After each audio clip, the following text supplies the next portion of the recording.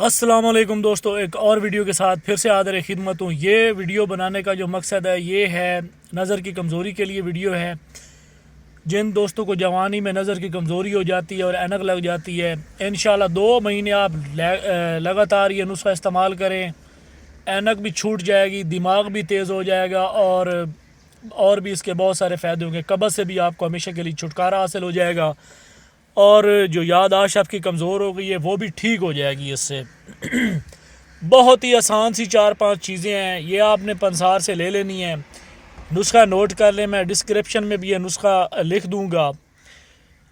مغز کدو 20 گرام آپ نے لینے ہیں، خشخاص 25 گرام لینا ہے، مغز خیارین یہ 60 گرام لینا ہے، مغز بادام یہ بھی 60 گرام لینا ہے، مرچ سیاہ یہ 10 گرام لینی ہے، چھوٹی الائچی 10 گرام، سونف 50 گرام، دھنیا خشک 20 گرام اور کوزہ مصری یہ لینی ہے 70 گرام۔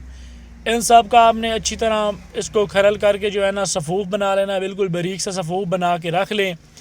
اور اس کی مقدار خوراک صبح اور شام دودھ کے ساتھ تقریباً جو آدھا چمچ ہے یہ آپ نے لینی ہے ریگولر تقریباً 2 مہینے آپ نے لینی ہے۔ آپ کی اینک اس سے بالکل اینک سے جان چھوٹ جائے گی۔